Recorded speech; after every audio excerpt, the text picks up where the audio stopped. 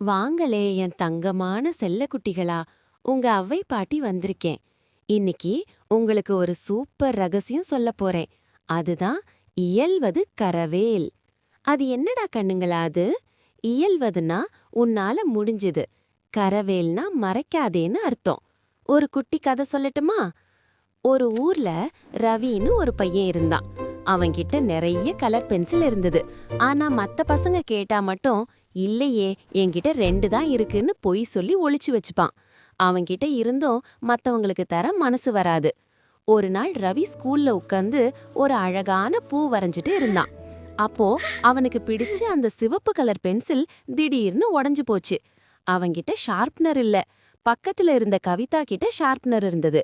ரவி மெதுவா கேட்டான், கவிதா, கொஞ்சம் ஷார்ப்னர் தரியா? கவிதா ஒரு நிமிஷம் யோசிச்சா. அவன் நினைச்சிருந்தா இல்லேன்னு சொல்லிருக்கலாம். ஆனா அவ அப்படி செய்யல. இந்த ரவி வெச்சுக்கோன்னு சிரிச்சுக்கிட்டே குடுத்தா. ரவிக்கு அப்போதான் புரிஞ்சுது, நாம மட்டும் என்கிட்ட இல்லேன்னு பொய் சொல்றோம், ஆனா கவிதா அவகிட்ட இருக்கிறத மறைக்காம குடுக்கறாளேன்னு நினைச்சான்.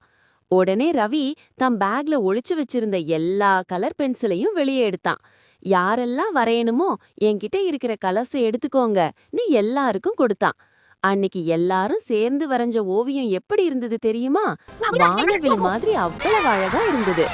அதனாலதான் சொல்றேன் என் செல்லங்கரா, உன்கிட்ட ஒரு மிட்டாய் இருந்தாலும் ஒரு பென்சில் இருந்தாலும் உன்னால முடிஞ்சத மத்தவங்களுக்கு கொடுக்கணும். அப்படி மறைக்காம கொடுத்தா உங்க மனசும் அந்த வானவில் மாதிரி அழகா இருக்கும். சரிதானே கண்ணுங்களா?